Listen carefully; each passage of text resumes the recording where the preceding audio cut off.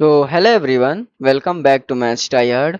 और आज के सेशन में हम लोग ये सीक्वेंस सीरीज के ऊपर बहुत ही प्यारा सा सवाल देखने वाले हैं।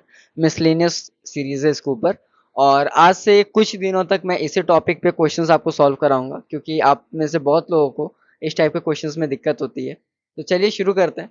तो देखो यार, क्वेश्चन में ये कह रहा है कि if the sum of first 20 term of the series is m by n और m और n आपस में को प्राइम है, ठीक है, तो m प्लस n की वैल्यू बताओ। ठीक है, तो सबसे पहले अगर सीरीज दी हुई है तो उसका तुमको स्टैंडर्ड फॉर्म लिखना आना चाहिए। ठीक है, उसका तुमको एक शॉर्ट फॉर्म लिखना चाहिए, एक तुमको उसका कहते हैं कि जनरल टर्म लिखना आना चाहिए। ठीक है, तो आज आप शुरू करते हैं।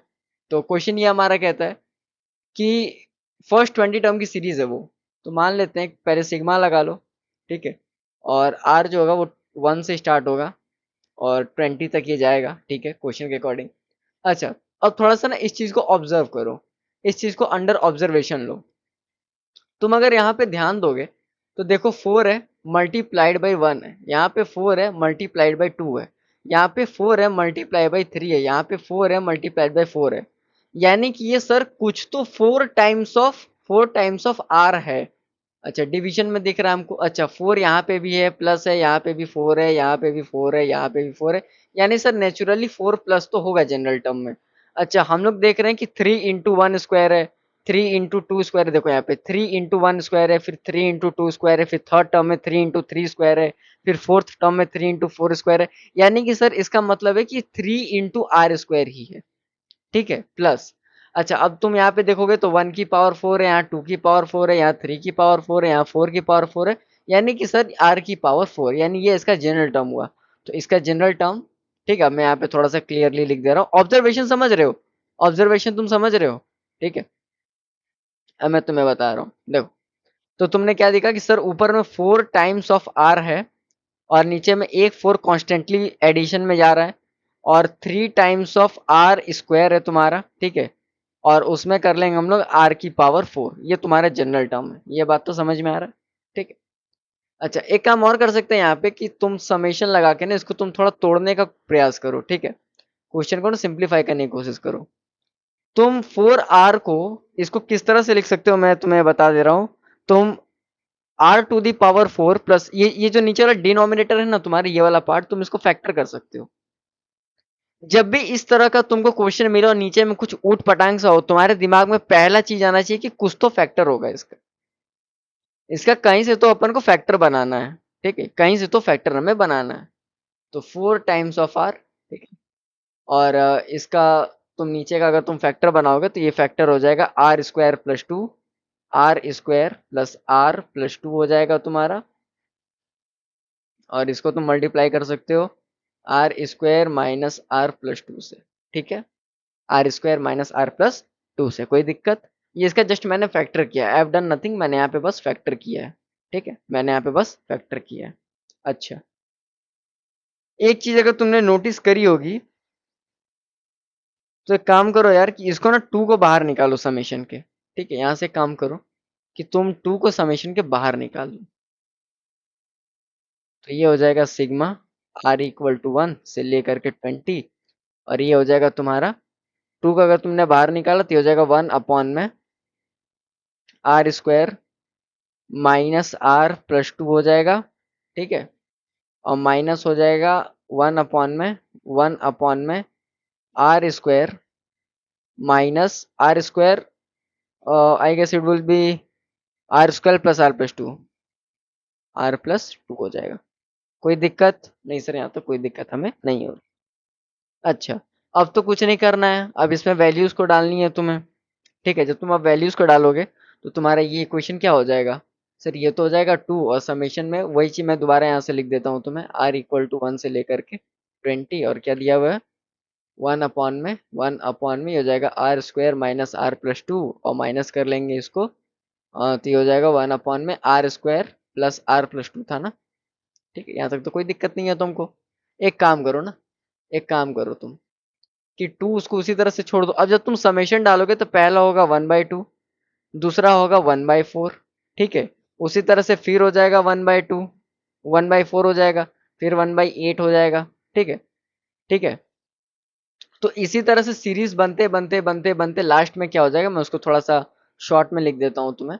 ठीक है, इसी तरह से बनते बनते हो जाएगा 2 1/2 माइनस 1/4। Okay, 1/4 minus 1/8। ठीक है, ये हो गया 1/8, 1/8।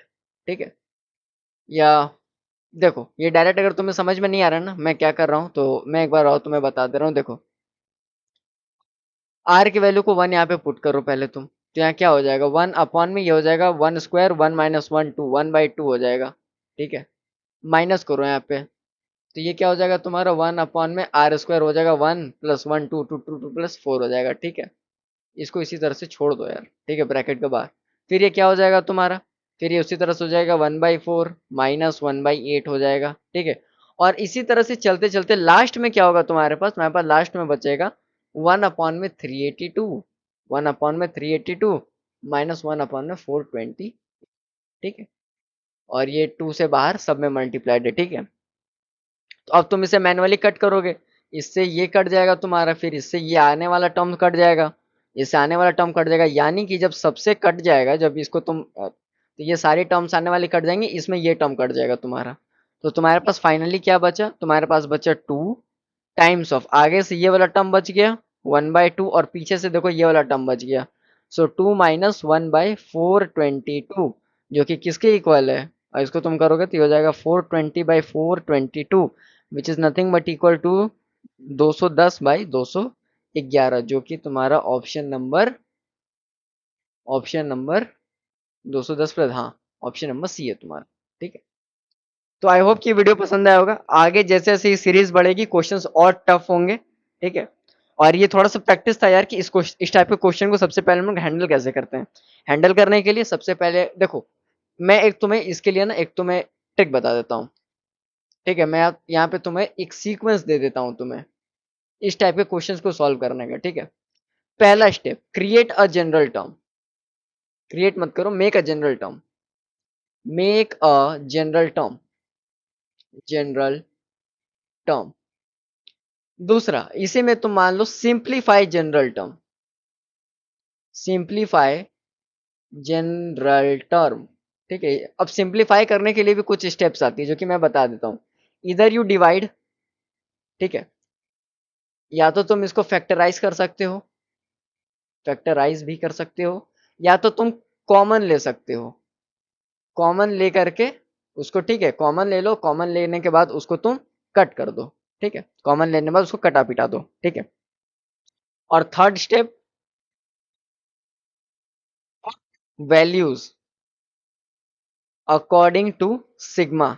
ठीक है, मतलब इसका कहने का मतलब है कि अगर ये सिग्मा है तुम्हारा r = 1 से लेकर के मान लो 40 तक है, तो पहले 1 डालो, फिर फिर पहले बार r = 1 डाल दो, फिर बार r = 2 डालो, और 2-3 बार ऐसे करके r = 3 डाल दो, और इसी तरह करते करते r = 40 डाल दो, या r = n जो भी दिया है। ठीक है, कई बार यहाँ पे n देता है तो एक बार r = n दे दो। ठीक है, ये कर लो। फोर्थ स्टेप में तुम क्या लिख सकते हो, मैं यहाँ पे तुम्हें फोर्थ स्टेप लिख के दे देता हूँ कि तुम्हारा फोर्थ स्टेप में होगा cancel, cancel all, cancel related terms, cancel appropriate लिख देता हूँ यार, वो ज्यादा बढ़िया रहेगा, एप्रोप्रिएट, एप्रोप्रिएट टर्म्स। ठीक है, जो भी टर्म्स कैंसिल हो रही हैं, जैसे कि मान लो कि तुम्हारा सीक्वेंस बना 1/2 माइनस 1/4 बना, प्लस 1/4 माइनस 1/8 बना, फिर प्लस 1/8 बना, माइनस 1/16 बन गया। ठीक है, तो ये सारे टर्म्स को कैंसिल कराओ। ठीक है, ठीक है, ठीक है, ये सब चीज़ें तो समझ में आ रही है ना तुम्हें। मैं तुम्हें रोड मैप दे दे रहा हूँ, और मैं इसी रोड मैप से तुम्हें बार बार ये सवाल बनाऊंगा। ठीक है, और फोर्थ जो कि तुम्हारा मेजर स्टेप है, फिफ्थ तुम्हारा एक मेजर स्टेप है, और सिंप्लीफाई। देखो यार, इसमें मैं भी कुछ नहीं कर सकता हूँ। ठीक है, इसमें मैं भी कुछ नहीं कर सकता हूँ, क्योंकि इस स्टेप में ना तुम्हारी मैथमेटिकल स्किल्स काम आती हैं। ठीक है, सिंप्लीफाई में एक बात और, कि जब तुम जनरल टर्म लिखोगे ना, तो याद रखना कि कई बच्चे जनरल टर्म को लिखने से पहले तुम एटलीस्ट एटलीस्ट कम से कम तुम 3 या 4 टर्म का ऑब्जर्वेशन जरूर करो। ठीक है, ऑब्जर्वेशन जरूर। ठीक है, आई होप कि वीडियो पसंद आएगा। वीडियो पसंद आता है तो चैनल को लाइक करना, शेयर करना, सब्सक्राइब करना। ठीक है, मेरे टेलीग्राम चैनल पे भी जुड़ जाओ, लिंक इसका मेरे चैनल के बायो में है, ठीक है। यहाँ पे मैं अच्छे अच्छे क्वेश्चंस को पोस्ट करता रहता हूँ। जी मेन लेवल का क्वेश्चन सॉल्व कराता हूँ, ठीक है। एडवांस लेवल के क्वेश्चन पे तो मैं मास्टरी करा दूंगा। ओलंपियाड लेवल के क्वेश्चन भी सॉल्व करा रखे हैं मैंने। Brain twisting question smart technique और ब्यूटीफुल लॉजिक के साथ करना है तो मैथ्स टाइयार्ड के साथ बना रहना है। तब तक के लिए keep learning and keep exploring. Bye bye.